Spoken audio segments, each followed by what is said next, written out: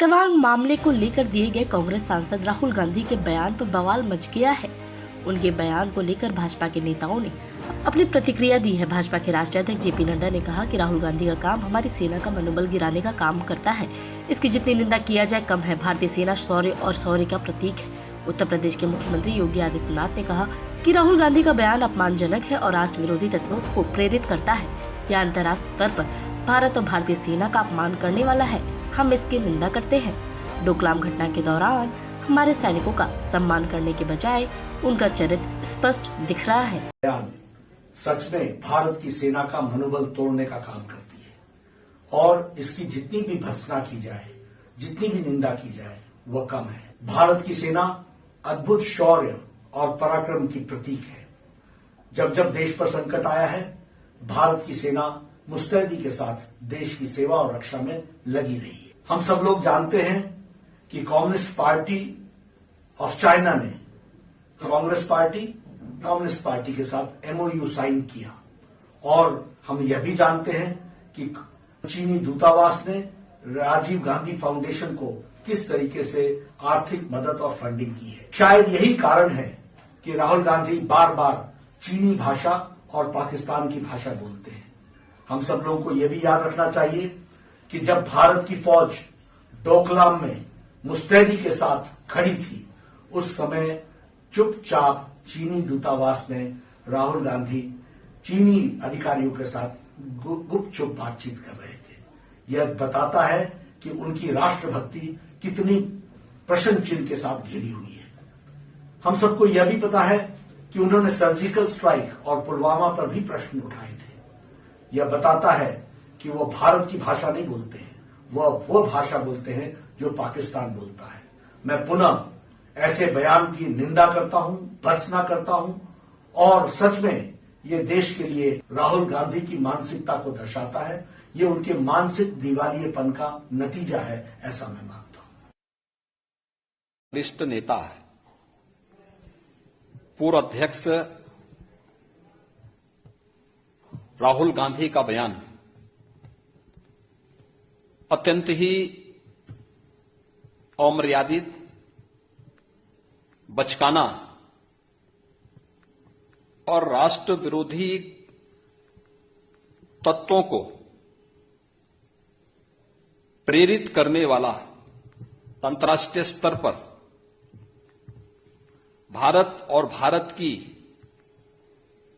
बहादुर सेना को अपमानित करने वाला है। हम उनके इस बयान की निंदा करते हैं। ये बड़ा आश्चर्य है कि जब पूरी दुनिया और पूरा देश इस बात को कह रहा है कि भारत के बहादुर जवानों ने घुसपैठियों के कृत्यों को जहां नाकाम किया, वहीं साथ ही साथ भारत के उन बहादुर जवानों के शौर्य और पराक्रम का सम्मान करने की बजाय उन्हें कटघरे में खड़ा करना, मुझे लगता है कि यह कोई भी भारतीय स्वीकार नहीं करेगा। और ये पहली बार नहीं हुआ है। इससे पहले डोकलाम में भी जब घुसपैठ हुई थी, उस समय भी भारत के जवानों के शौर्य और पराक्रम का सम्मान करने की बजाय उस समय भी कांग्रेस पार्टी और श्री राहुल गांधी का चरित्र जग जाहिर था। वे चीनी दूतावास के साथ मिलकर के भारत विरोधी कृत्यों को प्रश्रय दे रहे थे। अत्यंत शर्मनाक है। उनका बयान अत्यंत निंदनीय है। जब भी देश के सामने कोई चुनौती आती है, कोई संकट आता है, इनका ये चरित्र पूरा देश इसी रूप में देखता है। ये भारत को कटघरे में खड़ा करते हैं। भारत के बहादुर जवानों के शौर्य और पराक्रम पर उंगली उठाते हैं।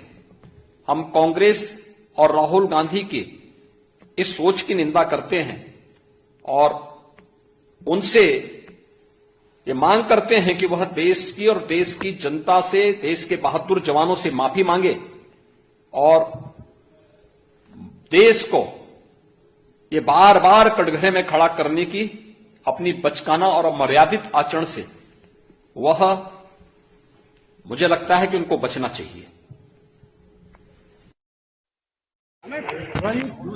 राहुल गांधी ने चीन को लेकर सवाल किया है। मैं राहुल गांधी से पहले पूछना चाहता हूं, 1962 भी याद कर लो राहुल गांधी, तब देश की हालत क्या थी? चीन ने कितने भूभाग पर कब्जा किया था? जब राजीव जी प्रधानमंत्री थे तो पिद्दी पिद्दी से देश हमें डराते थे। आज भारत के प्रधानमंत्री श्रीमान नरेंद्र मोदी जी हैं। एक वैभवशाली, गौरवशाली, संपन्न, समृद्ध और शक्तिशाली भारत का निर्माण उनके नेतृत्व में हो रहा है। और अगर किसी ने आंख उठा के हमारे देश की तरफ देखने की हिम्मत की, चीन ने भी की थी, तो चीन के सैनिकों की गर्दन तोड़ के वापस चीन की सीमा में फेंका था हमारी सेना ने। हमारी सेना का अपमान न करे, केवल बातें न करे। अब भारत की तरफ कोई आंख उठा के नहीं देख सकता।